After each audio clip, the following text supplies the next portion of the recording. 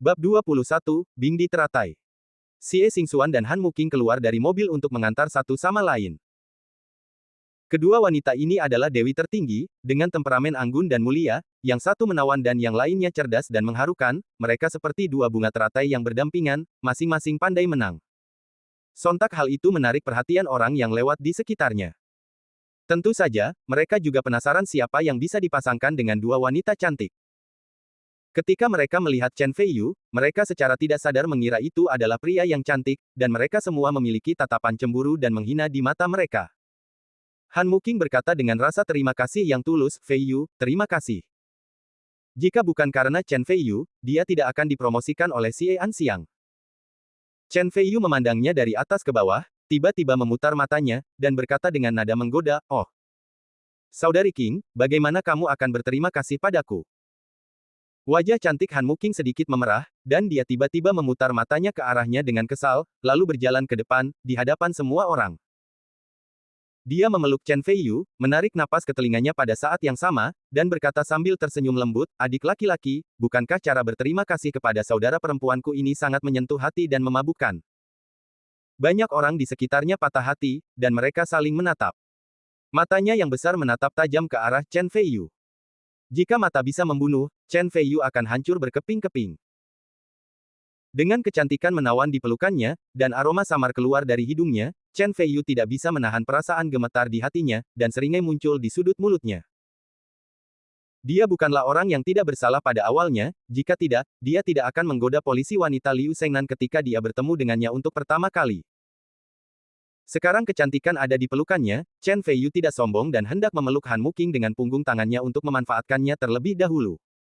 Tanpa diduga, Han Muking sepertinya telah mengetahui niatnya. Sebelum Chen Feiyu melingkarkan lengannya di pinggangnya, dia sudah melangkah mundur dan berkata sambil terkikik, "Adik, kamu tidak jujur. Sampai jumpa lagi." Setelah itu, dia tersipu malu, dia bersembunyi di dalam mobil, merasakan wajahnya terbakar. Xie Xingxuan tercengang. Dia mengenal Han Muking dengan sangat baik. Meskipun Han Muking terlihat dewasa dan terbuka dari luar, dia sebenarnya sangat konservatif dan tidak pernah melakukan kontak dekat dengan lawan jenis. Bahkan kakaknya telah mengejarnya, tetapi dia tidak setuju. Tanpa diduga, Han Muking akan berinisiatif untuk melemparkan dirinya ke pelukan seorang pria. Jika saudaranya mengetahuinya, dia mungkin benar-benar membunuh seseorang. Tiba-tiba, mata Chen Feiyu beralih ke Xie Xingxuan dan dia tertawa main-main. "Untuk apa kamu melihatku?" Xie Xingxuan tidak tahu apa yang sedang terjadi. Dia, yang awalnya merasa nyaman menghadapi pejabat pemerintah, tiba-tiba menjadi sedikit gugup. Chen Feiyu mendekati Xie Xingxuan dan berkata dengan nada menggoda, "Aku menyembuhkan kakekmu, bagaimana kamu akan membalas budiku? Bukankah aku memberimu 1 juta?" Napas Xie Xingxuan sedikit cepat. Chen Feiyu tiba-tiba mengulurkan tangannya dan memeluk Xie Xingxuan di pelukannya. Dia merasakan tubuh halus di lengannya sedikit bergetar dan terkekeh, 1 juta, menurutmu itu cukup? Semua orang di sekitarnya patah hati lagi. Orang ini secara terbuka menginjak 2. Itu hanya sebuah perahu, tidak tahu malu, sangat tidak tahu malu mengapa hal sebaik itu tidak bisa terjadi padaku. Bahkan Han Muking pun kaget, Chen Feiyu pasti terlalu berani hingga berani memanfaatkan keluarga putri Xie di depan umum. Xie Xingxuan tertegun sejenak, dan pikirannya menjadi kosong. Ketika dia menyadari apa yang dia lakukan, Chen Feiyu sudah melepaskannya, berbalik dan berjalan menuju snack bar. Nakal. Xie Xingxuan menghentakkan kakinya dengan kesal, mendengus, berbalik dan duduk di dalam mobil, dan berkata dengan dingin, "Saudari King, saya tidak ingin orang lain tahu tentang masalah ini." Han Muking berkata dengan canggung, "Jangan khawatir, aku tahu bagaimana cara melakukannya. Lain kali kita bertemu, aku ingin membuatnya terlihat bagus." Xie Xingxuan menginjak pedal gas dan pergi. Di saat yang sama, gedung Chaoran Group, kantor presiden. Su Yingsui tampak anggun dan keren dalam balutan gaun putih.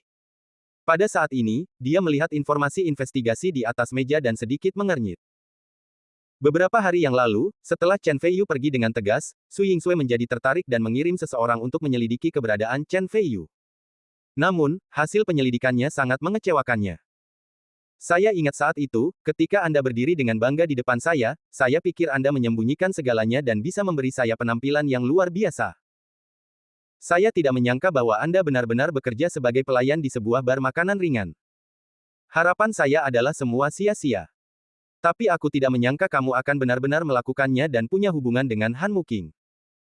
Meskipun Han Muking dikabarkan terbuka dan cantik, nyatanya dia dingin, sombong, dan hatinya konservatif.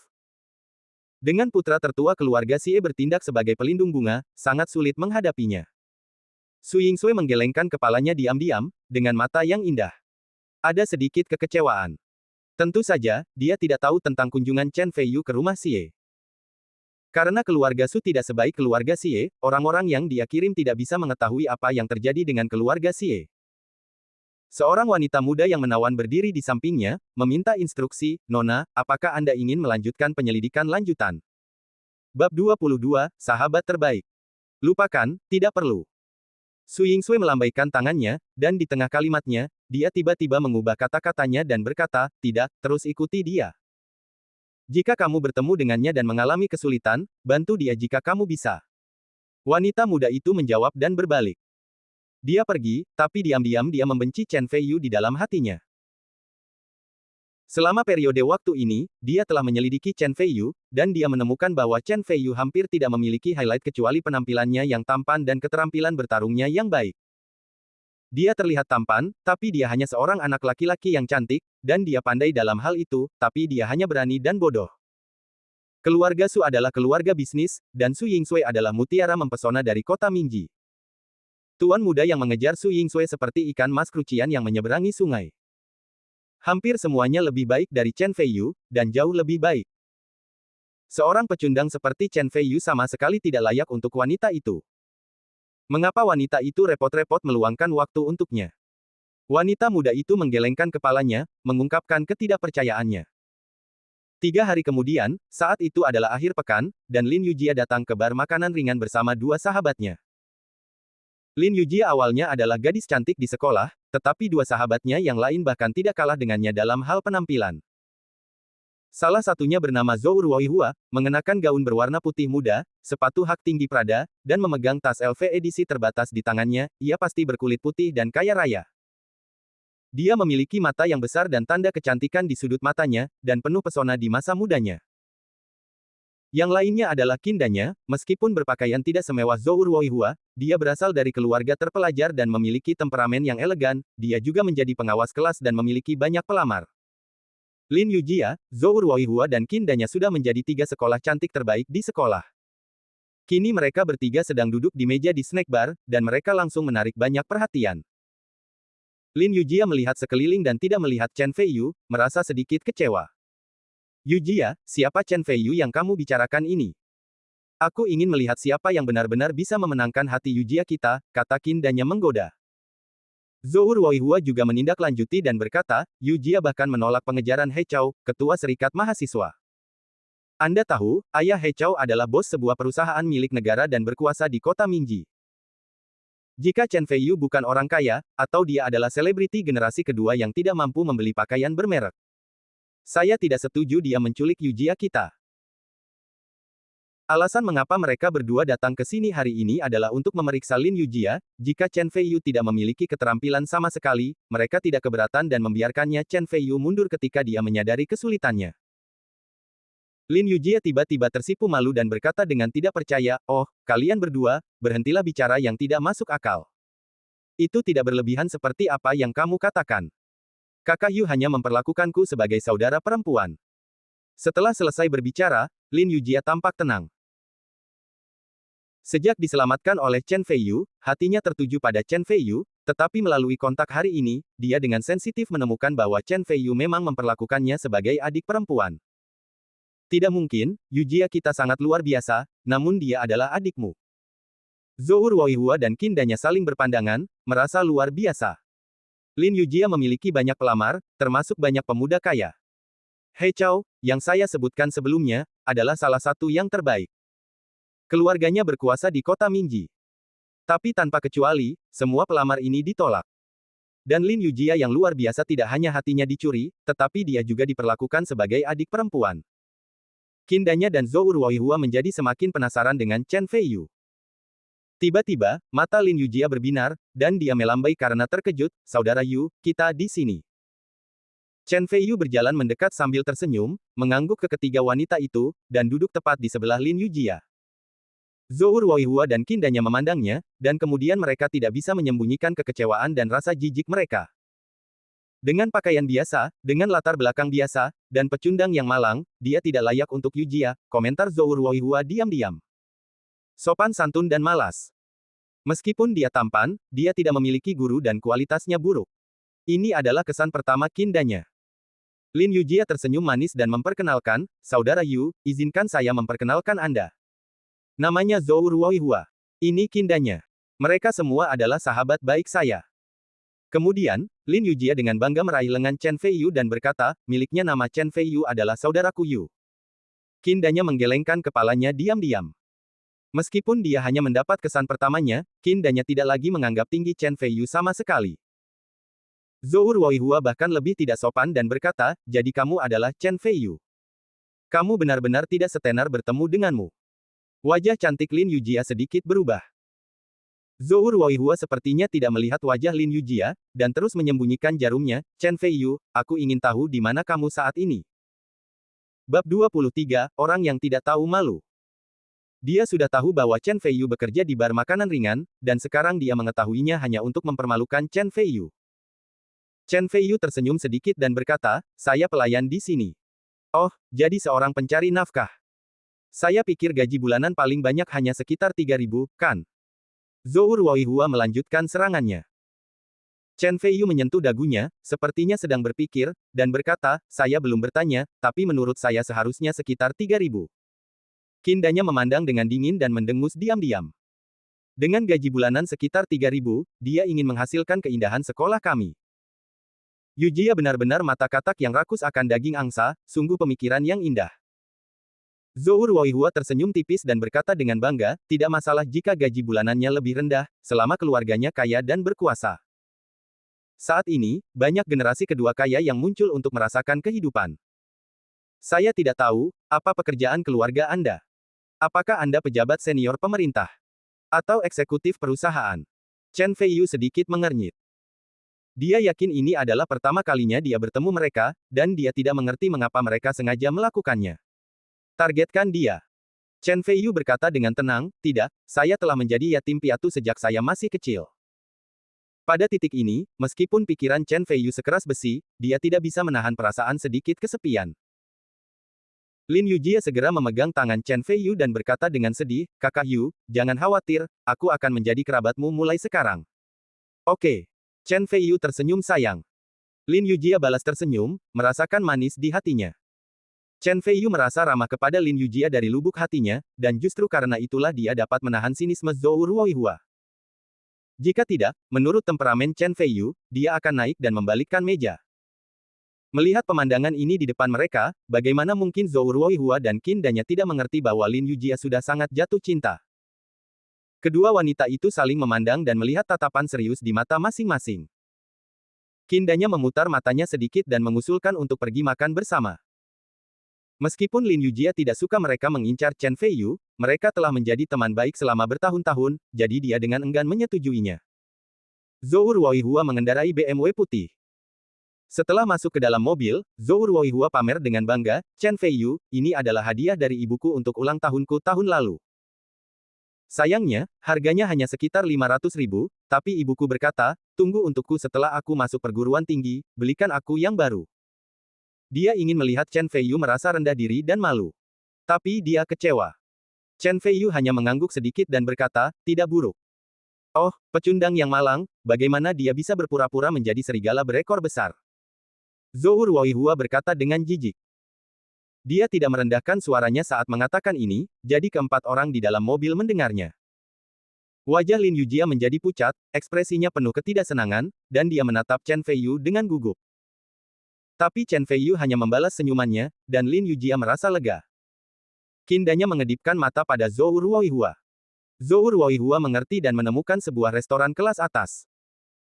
Tujuannya jelas, yaitu untuk membuat Chen Feiyu menyadari kesenjangan besar antara dia dan Lin Yujia dan membuatnya berhenti meskipun ada kesulitan.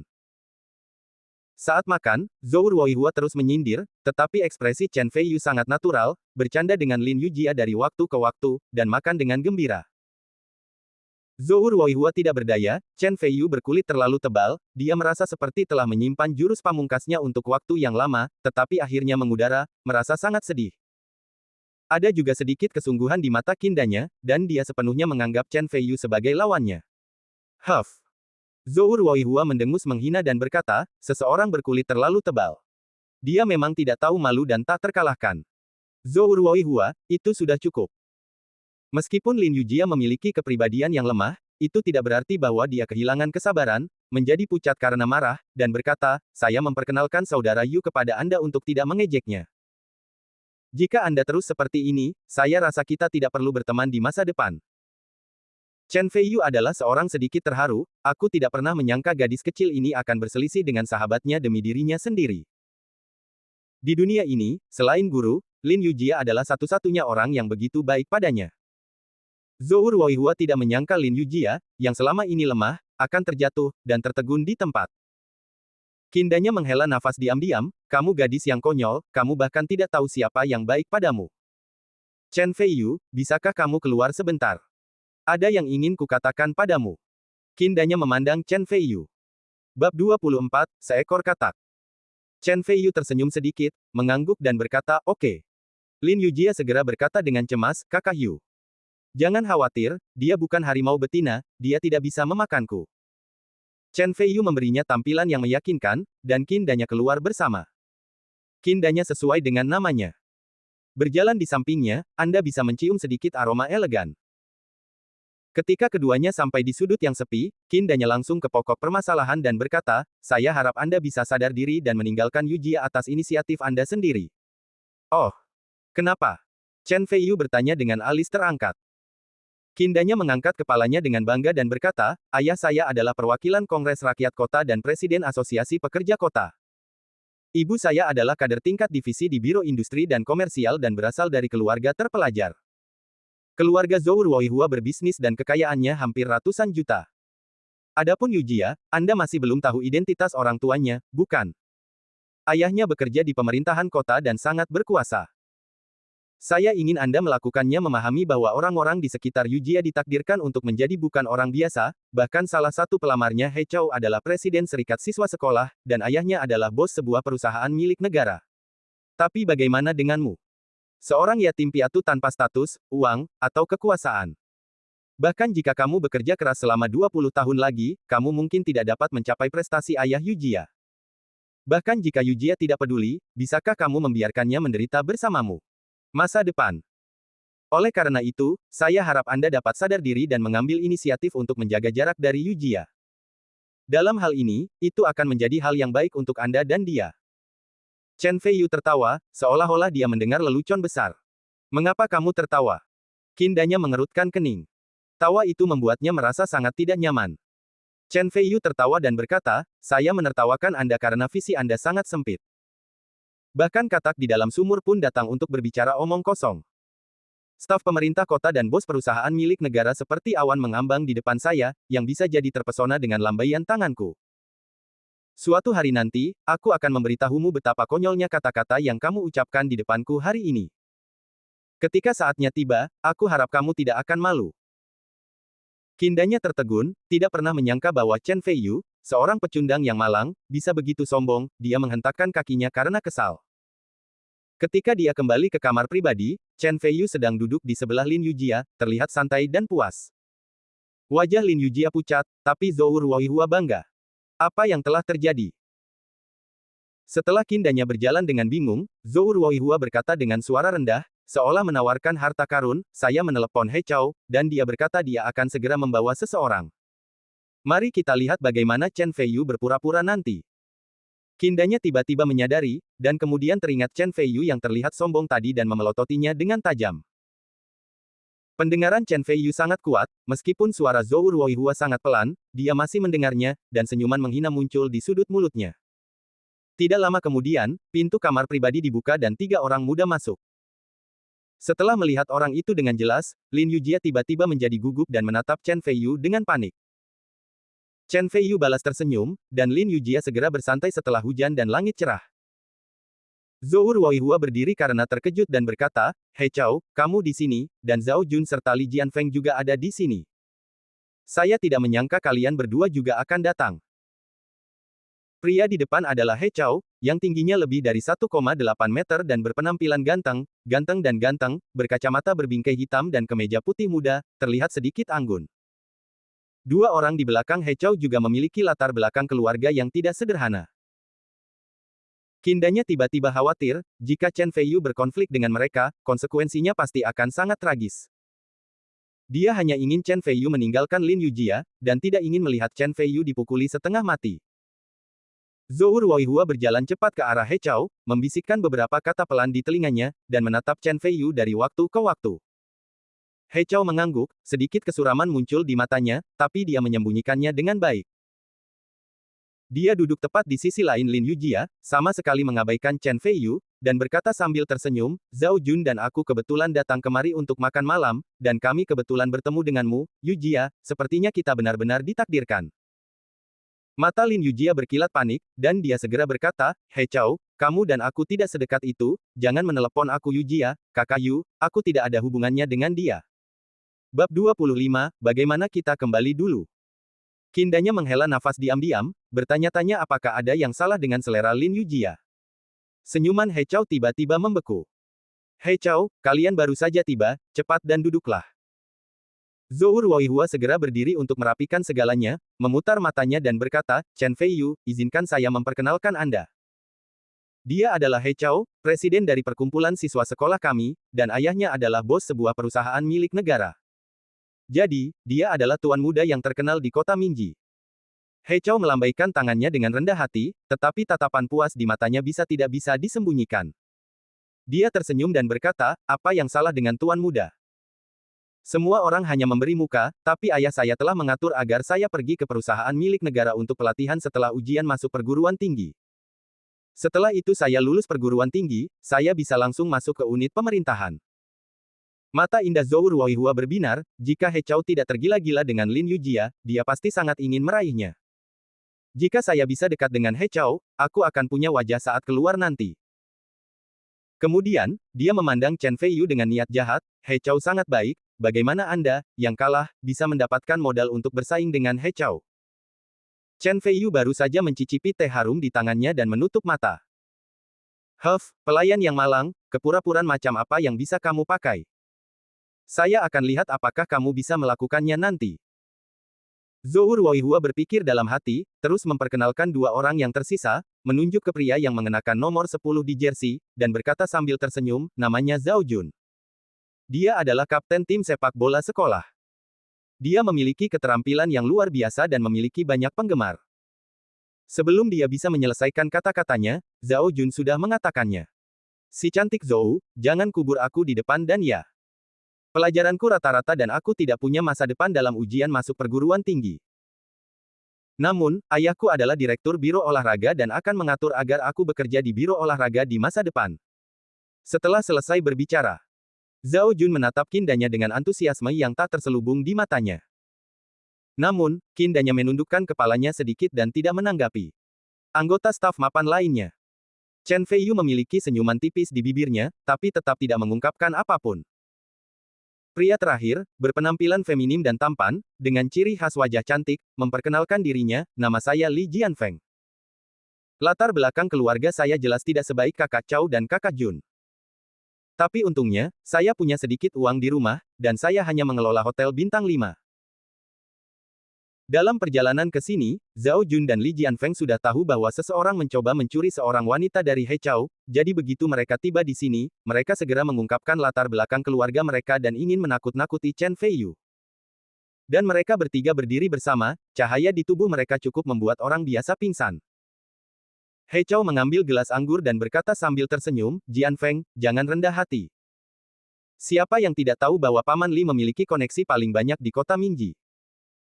Saya ingat setengah bulan yang lalu, keluarga Xie menjadi tuan rumah Forum Ekonomi Kota Minji. Apakah diadakan di hotel Anda? Keluarga Xie tidak diragukan lagi adalah raksasa di kota Minji. Kecuali Chen Feiyu dan Lin Yujia, semua orang tiba-tiba menunjukkan tatapan berapi-api. Meski setiap orang di sini memiliki latar belakang keluarga yang terhormat, jika dibandingkan dengan keluarga Xie, mereka hanya bisa dianggap sebagai semut. Li Jianfeng tersenyum bangga dan berkata, ya, Xie Xingxuan, putri dari keluarga Xie, yang menjadi pembawa acara saat itu. Saya melihatnya dari kejauhan, dan dia memang secantik rumor yang beredar. Dia benar-benar tak tertandingi dan indah, langka di dunia. Sorot matanya ada sedikit keracunan. Setelah mendengar nama, Xie Xingxuan, ekspresi semua orang berubah, dan bahkan mata Zhou Ruoyihua bersinar karena kekaguman. He Chou memutar matanya dan berkata sambil tersenyum, kata-kata Jian Feng salah. Meskipun kecantikan Putri Xie tak tertandingi, kami Zhou Damei, Danya, dan Yu Jia juga cantik kelas 1, jadi belum tentu lebih buruk dari dia. Zhou Ruoyihua dan Qin Danya langsung terkekeh. Tentu saja, mereka tidak memiliki emosi apapun pada awalnya, karena Xie Xingxuan cukup baik, begitu baik sehingga kedua gadis itu hanya bisa mengaguminya dan tidak bisa cemburu. Ya, lihat aku bahkan tidak bisa berbicara. Aku akan menghukum diriku sendiri dengan minuman. Li Jianfeng mengambil gelas itu dan meminum semuanya. Beberapa dari mereka berbicara pada diri mereka sendiri, sepenuhnya memperlakukan Chen Feiyu sebagai bukan apa-apa. Lin Yujia memandang Chen Feiyu dengan nada meminta maaf dan berkata dengan lembut, Saudara Yu, bagaimana kalau kita kembali? Chen Feiyu tersenyum dan hendak berbicara. Tiba-tiba, He Chou memandang Chen Feiyu dengan jahat dan berkata sambil tersenyum, Sobat ini, aku terlihat sedikit aneh bagimu. Aku tidak tahu harus memanggilmu apa, dan di mana kamu bekerja. Bab 26, apakah kamu masih laki-laki?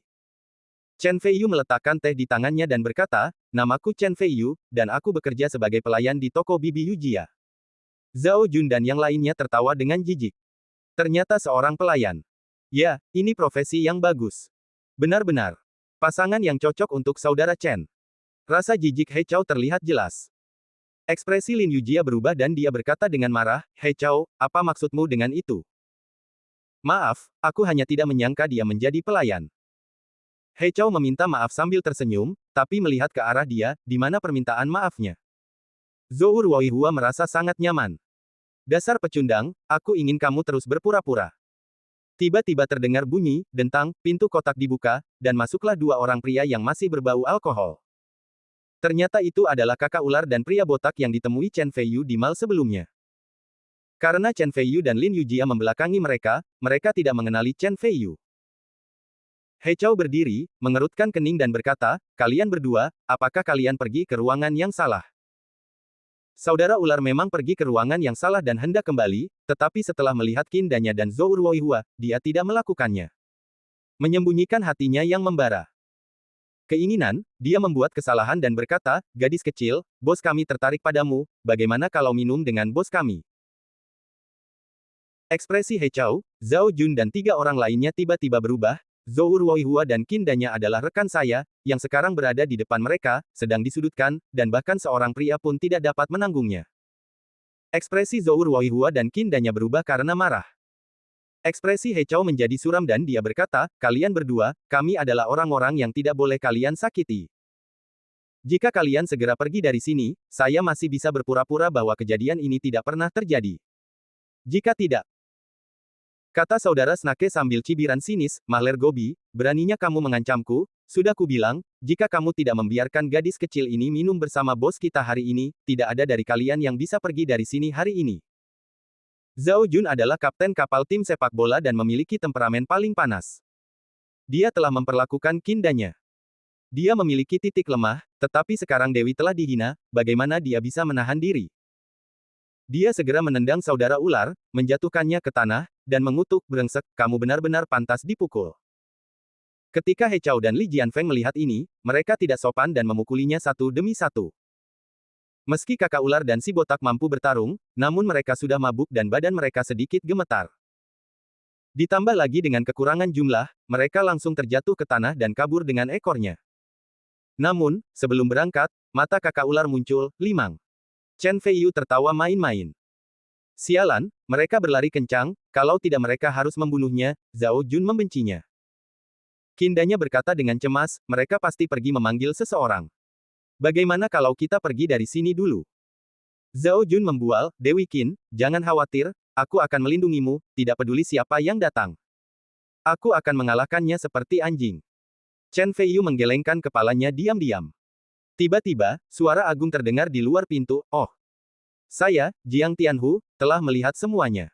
Siapa yang begitu sombong dan berani memukuli saya menjadi seekor anjing di wilayah saya? Kemudian, pintu dibuka, dan pria yang mengenakan seorang pria parubaya dengan setelan tang biru masuk. Dia tampak agak kurus, dengan ekspresi seram dan wajah pucat yang sakit-sakitan. Dia memiliki cincin giok hijau di ibu jari kirinya dan tangan kanannya memegang sangat wanita menawan. Dia mengenakan congsam merah dengan belahan lebar, tinggi, dan sangat menawan. Di belakangnya banyak adik laki-laki, termasuk kakak ular dan pria botak dengan hidung dan wajah memar. Jiang Tianhu, He Chou, Zhao Jun dan Li Jianfeng tiba-tiba terlihat bingung dan malu-malu. Jiang Tianhu dikenal sebagai harimau nomor satu di Minji. Dia terkenal di jalan. Dikatakan bahwa dia kejam dan kejam. Dia pernah memusnahkan seluruh keluarga musuh dalam satu malam dan membunuh ratusan orang, di belakang panggung mencapai langit dan dia adalah eksistensi yang arogan dan mendominasi di seluruh kota Minji. Belum lagi He Chou dan yang lainnya, meskipun ayah mereka datang ke sini, dia tetap harus dengan hormat memanggil, saudara macan. Saudara Hu, kami baru saja tidak tahu bahwa mereka adalah anak buah saudara Hu, jadi kami sangat tersinggung, kata He Chou sambil tersenyum. Zhou Ruoihua dan Kindanya adalah perempuan. Mereka belum pernah mendengar reputasi Jiang Tianhu. Zhou Ruoihua berkata dengan sinis, He Chou, apakah kamu masih laki-laki? Merekalah yang menghina kami terlebih dahulu, tetapi kamu masih meminta maaf. He Chou, wajahnya berubah. Aku hampir mengutuk Zhou Ruoihua sampai mati di dalam hatiku, sial, itu adalah Jiang Tianhu yang kejam. Dia bisa membunuhmu hanya dengan satu kalimat, dan dia masih bisa lolos begitu saja setelahnya. Jika kamu memarahinya, bukankah kamu meminta kematianmu sendiri? Bab 27, bisakah saya dapat persetujuan?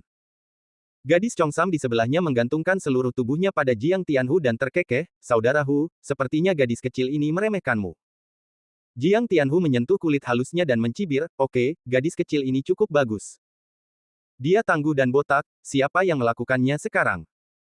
Aku telah melumpuhkannya, siapa yang berani menyentuhnya?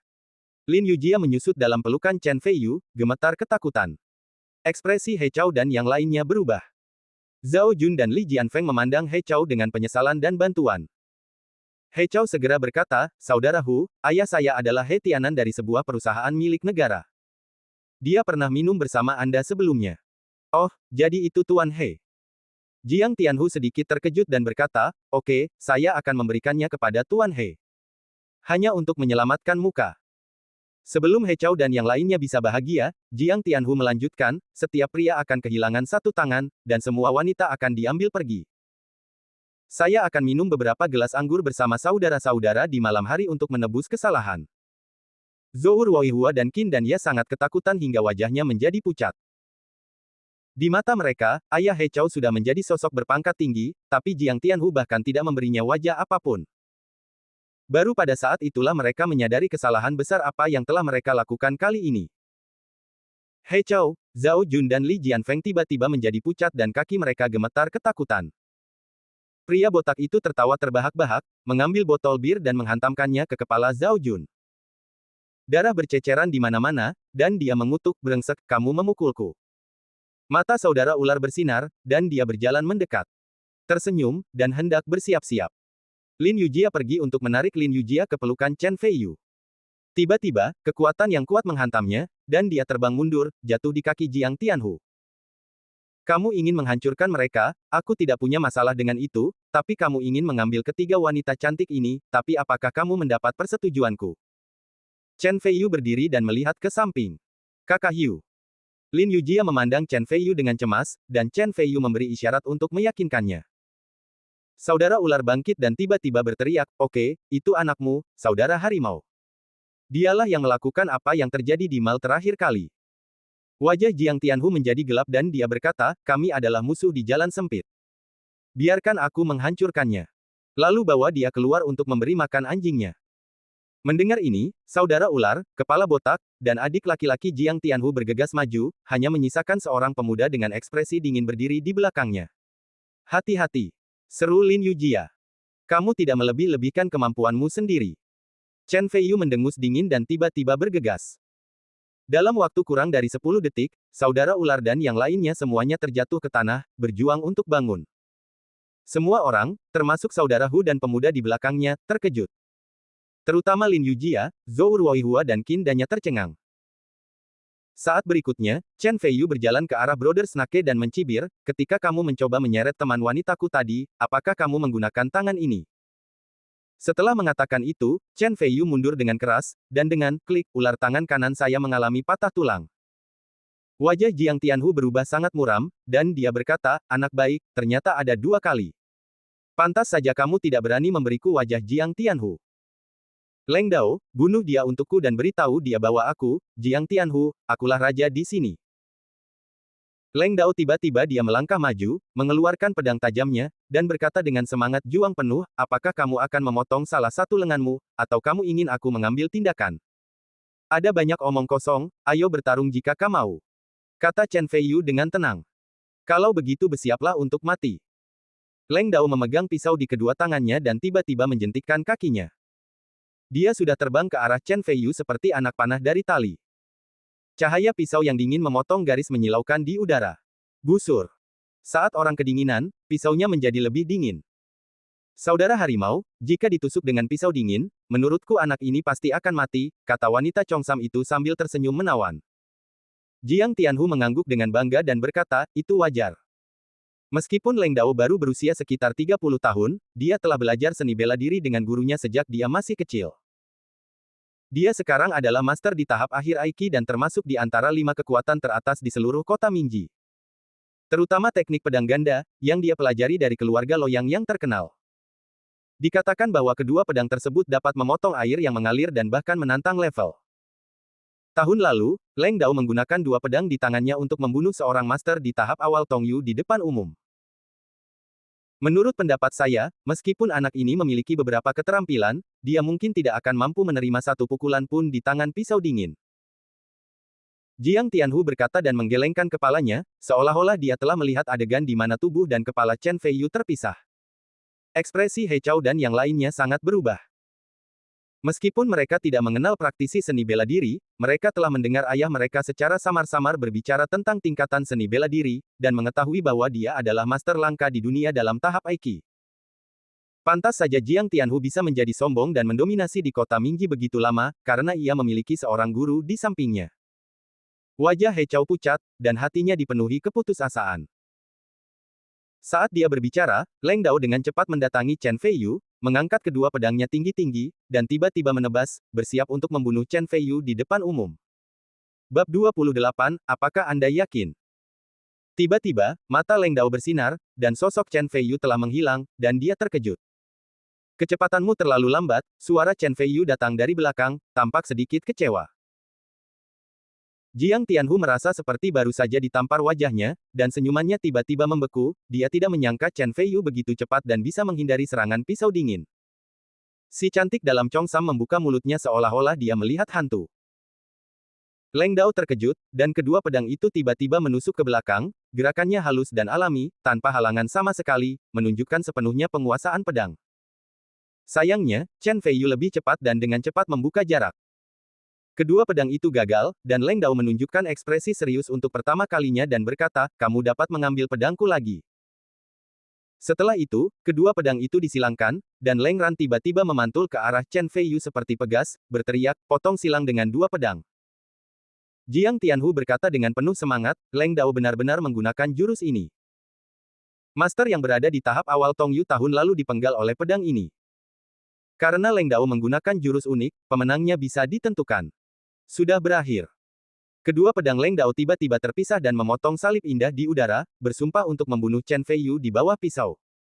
Kakak Yu, hati-hati. Lin Yujia memiliki mata kecil dan mulut kecil, dan bahkan Qin Danya dan Zhou Ruoihua tidak tahan melihatnya. Kamu terlalu lemah. Tiba-tiba, Chen Feiyu berdiri di tempat dan berkata dengan ringan.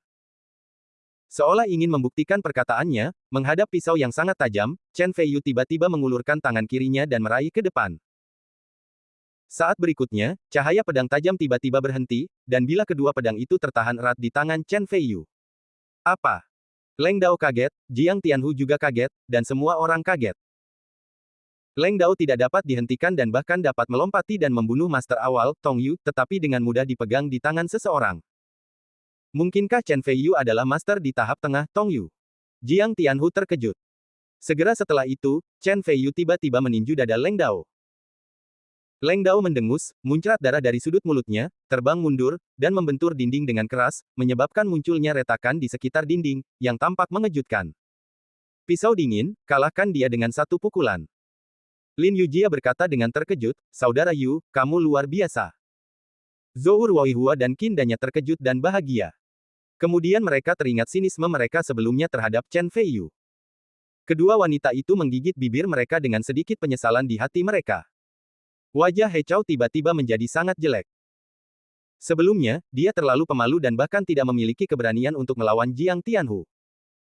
Namun, Chen Feiyu, yang sebelumnya dihina, tidak hanya berdiri, tetapi juga memamerkan kekuatannya.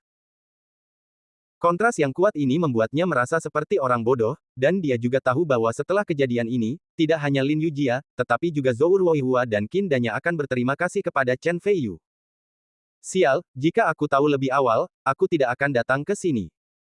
Memikirkan hal ini, He Chao menatap Zhou Ruoihua dengan tajam. Chen Feiyu bermain dengan dua pedang di tangannya dan perlahan berjalan menuju Jiang Tianhu. Ekspresi Jiang Tianhu berubah drastis dan dia hendak melarikan diri. Tiba-tiba lehernya terasa dingin. Chen Feiyu mendatanginya dan menusukkan pisau di lehernya. Si cantik dalam Chongsam menjerit ketakutan dan jatuh ke tanah. Ujung Chongsam sedikit berserakan, menyebabkan kecantikannya bocor. Chen Feiyu meliriknya secara tidak sengaja, napasnya menjadi sesak, dan dia dengan cepat membalikkan badannya. Kepala. Sial, bahkan Jiang Tianhu bukan tandingannya, sayang sekali. Pada saat yang sama, di kotak seberangnya, Li Tongwei sedang duduk. Dia ada di sini untuk makan malam, dan kebetulan melihat Jiang Tianhu dan Chen Feiyu sedang konflik, dan dia juga senang melihat Jiang Tianhu memberi pelajaran pada Chen Feiyu. Tapi saya tidak menyangka Chen Feiyu menjadi begitu kuat bahkan Jiang Tianhu pun gagal. Tidak apa-apa, balas dendam adalah satu-satunya cara untuk merasakan kesenangan. Li Tongwei mencibir, mengangkat telepon dan memutar nomor, berkata, Hei, Direktur Zhou, saya Li Tongwei. Tidak berbicara tentang Li Tongwei, Chen Feiyu meletakkan pisau di leher Jiang Tianhu. Mencibir, sekarang, saya Daozu dan kamu adalah ikan dan daging. Apakah kamu yakin? Bab 29, berlutut dan minta maaf. Wajah Jiang Tianhu berubah, dan dia berkata sambil tersenyum, Saudaraku, saya buta dan tidak mengenal Taisan. Saya tidak tahu bahwa Anda adalah penguasa periode Tongyu. Mohon maafkan saya. Hanya saja saya mengikuti keluarga Xie di kota Minji. Anda tidak masalah jika Anda membunuh saya, tetapi jika Anda menyinggung keluarga Xie, bahkan jika Anda adalah master tahap Netherworld, saya khawatir Anda tidak akan bisa mendapatkan bantuan. Panggung Tongyu. Apa-apaan ini? Chen Feiyu diam-diam mengerutkan kening. Dia adalah seorang praktisi, dan dia sendiri dibesarkan di pegunungan, jadi saya tidak tahu tingkat praktisi seni bela diri. Ekspresi He Chao, Zhou Ruoihua dan yang lainnya berubah lagi. Mereka tidak menyangka bahwa di belakang panggung Jiang Tianhu adalah keluarga Xie, tetapi ini juga bisa menjelaskan mengapa dia bisa begitu melanggar hukum di kota Minji. Melihat Chen Feiyu mengerutkan kening dan tidak berbicara, Jiang Tianhu mengira dia takut, dan merasa percaya diri, jadi dia berkata, Saudaraku, kamu tidak menderita, jadi mengapa tidak membiarkan masalah ini berlalu begitu saja? Chen Feiyu mencibir dan berkata, berlututlah. Kata-katanya dipenuhi dengan energi sejati, mirip dengan Kung Fu Auman Singa Buddha. Lutut Jiang Tianhu melunak, dan dia berlutut di tanah dengan suara pop. He Chao dan yang lainnya tercengang dan terkejut. Mungkinkah Chen Feiyu bahkan tidak memberikan wajah keluarga Xie? Lin Yujia merasa bahwa Chen Feiyu penuh dengan kejantanan dan matanya selembut air. Sedangkan kedua putri Qin Danya dan Zhou Ruoihua, mereka merasa lebih menyesal di dalam hati. Apakah Jiang Tianhu sombong? Benar-benar sombong. Apakah Jiang Tianhu mendominasi? Benar-benar mendominasi. Tapi Jiang Tianhu, yang selalu sombong dan mendominasi, bahkan tidak bisa menahan sedikit pun di bawah raungan Chen Feiyu, dia berlutut di tanah di depan semua orang, dengan keringat dingin mengucur dari kepalanya. Jika ada yang melihat pemandangan ini pasti akan mengira dunia ini gila. Pada saat ini, He Chao dan yang lainnya sedang dalam suasana hati yang seperti itu. Chen Feiyu tampak tegas dan merendahkan, dan berkata dengan tenang, minta maaf. Jiang Tianhu sedang berjuang di dalam hatinya. Maaf, saya tidak ingin mengulanginya untuk ketiga kalinya. Chen Feiyu berkata dengan dingin. Pada saat yang sama, dia mengerahkan sedikit kekuatan di tangan kirinya dan memasukkan pisau pendek ke tanah di depan Jiang Tianhu. Hanya gagang pisaunya berdengung dan bergetar. Ekspresi Jiang Tianhu berubah drastis, matanya dipenuhi dengan penghinaan, dan dia menundukkan kepalanya dan berkata, "Iya. Maafkan aku." He Chao dan yang lainnya terkejut. Bahkan ayah mereka harus bersikap sopan saat melihat Jiang Tianhu, karena takut menyinggung perasaannya, tetapi Chen Feiyu tidak hanya membuat Jiang Tianhu berlutut dan bahkan memaksanya untuk meminta maaf di depan umum. Chen Feiyu sangat menakutkan. Saya menertawakannya sebelumnya. Bagaimana jika dia membalas dendam? Memikirkan hal ini, He Chao dan yang lainnya kembali berkeringat dingin. Chen Feiyu bermain dengan pisau pendek lainnya dan berkata dengan tenang, "Izinkan saya bertanya, apakah Anda tahu di mana kesalahan Anda?" Mata Jiang Tianhu dipenuhi dengan penghinaan. Meskipun dia bisa membungkuk dan meregangkan tubuh, dia masih menjadi bos besar di bawah tanah dunia kota Mingji. Kapan kamu pernah dipermalukan seperti ini? Meskipun kamu adalah master di tahap tengah Tongyu, kamu tidak terkalahkan di kota Mingji. Apakah kamu benar-benar ingin melawanku sampai mati? Jiang Tianhu berkata dengan marah. Sampai mati. Chen Feiyu berkata sambil tersenyum lucu, kamu dapat mencobanya dan melihat apakah kamu memiliki kemampuan ini. Tiba-tiba, Leng Dao, yang terluka parah, tiba-tiba mulai menyerang setelah penyesuaian nafas singkat dan bangkit dari tanah, bergegas menuju Chen Feiyu dengan kecepatan lebih cepat. Hati-hati. Seru Lin Yujia, Qin Danya dan Zhou Ruoihua secara bersamaan.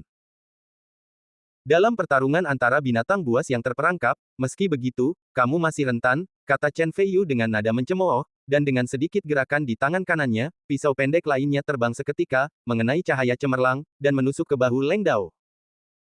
Terlebih lagi, sebelum kekuatan pisaunya habis, pria dan pisau itu terbang mundur, dan akhirnya dipaku dengan kuat ke dinding, mengeluarkan suara mendengung dan gemetar. Lin Yujia adalah yang paling pemalu dan menjadi pucat karena ketakutan. Chen Feiyu meletakkan tangannya di belakang punggungnya dan berkata dengan bangga, apa, jika ada gerakan lain, saya akan mengikutinya segera setelah digunakan. Ekspresi keputusasaan muncul di mata Leng Dao. Chen Feiyu terlalu kuat dan tidak punya kekuatan untuk melawan. Oke, sekarang giliranmu. Chen Feiyu memandang Jiang Tianhu dan tersenyum menghina, izinkan saya bertanya, di mana kesalahanmu? Jiang Tianhu sangat memahami kekuatan dan tak terkalahkan Chen Feiyu, dan hatinya penuh dengan keputusasaan, tapi dia bisa disebut harimau Mingji no. 1. Karena dia benar-benar asli. Dengan memutar matanya, Jiang Tianhu tiba-tiba berkata, lepaskan saya akan memberi tahu Anda sebuah rahasia, dan Anda pasti tertarik dengan rahasia ini. Bab 30, Sayang. Kilatan keingintahuan melintas di mata Chen Feiyu. Bagaimanapun, dalam menghadapi kekuatan yang kuat, dia tidak takut dengan tipuan Jiang Tianhu. Dia merenung sedikit dan berkata, Yujia, kamu kembali dulu. Tapi, Lin Yujia masih berjuang, Zhou Ruoihua membuat keputusan cepat dan menariknya pergi. Adapun He Chao dan tiga lainnya, mereka sudah terjepit, dan segera melarikan diri dengan panik setelah mendengar tentang amnesti. Oke, jika kamu punya rahasia, kamu bisa memberitahuku sekarang, Chen Feiyu langsung duduk di kursinya. Jiang Tianhua berkata dengan canggung, lihat, bisakah kamu membiarkan aku bangun dulu? Chen Feiyu mengangguk sedikit, dan Jiang Tianhu berdiri sambil menghela nafas lega. Hal pertama yang dia lakukan adalah bergegas ke Leng Dao dan berkata, saudaraku, bersabarlah.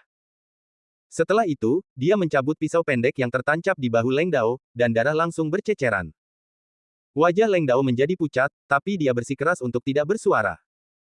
Chen Feiyu memuji, saya tidak berharap Anda bersikap baik kepada saudara-saudara Anda. Jiang Tianhu berkata dengan bangga, itu wajar. Kami yang bekerja di Tao harus memperhatikan kata kebenaran. Selama dia adalah saudara saya, Jiang Tianhu, dia akan menjadi saudaraku seumur hidup. Apakah menurutmu begitu? Tiba-tiba, Jiang Tianhu teringat apa yang dia lakukan sekarang, tersenyum canggung, melambaikan tangannya, memanggil kedua adik lelaki itu untuk datang, meletakkan pisau dingin itu turun untuk menyembuhkan lukanya, dan pada saat yang sama meminta yang lain mundur. Di seluruh ruang pribadi, hanya Chen Feiyu dan Jiang Tianhu yang tersisa. Chen Feiyu duduk dan Jiang Tianhu berdiri. Jiang Tianhu tertawa datar dan berkata, maaf, siapa namamu? Chen Feiyu. Jiang Tianhu diam-diam mengerutkan kening.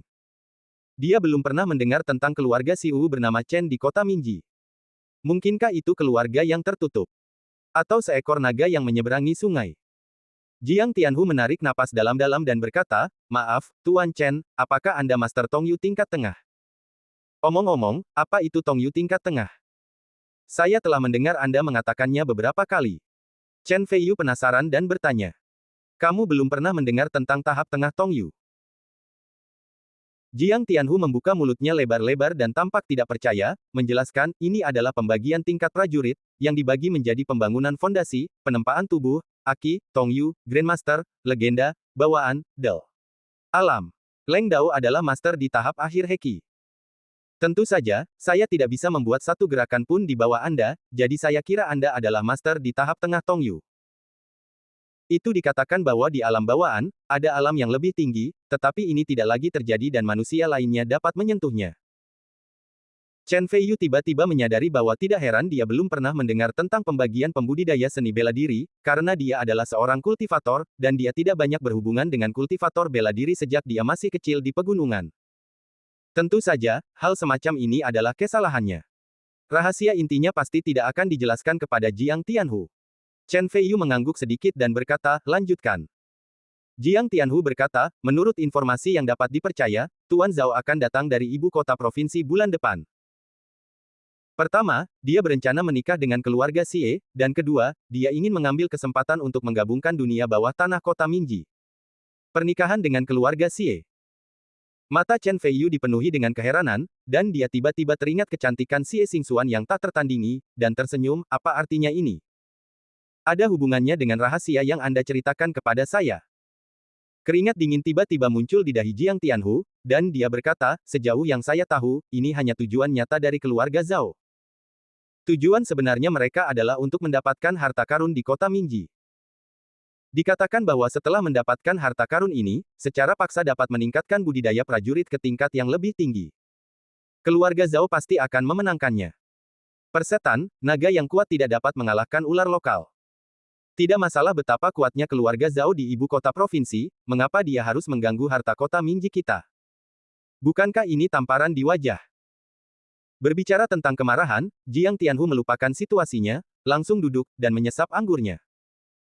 Chen Feiyu berkata sambil tersenyum, saya tidak menyangka Anda akan cukup tercerahkan.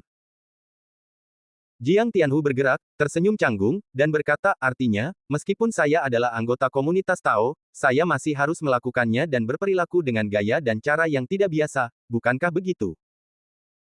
Chen Feiyu tersenyum dan tidak mengatakan apa-apa, tetapi, harta, yang dapat meningkatkan wilayahnya membangkitkan minatnya. Chen Feiyu hendak menanyakan informasi spesifik.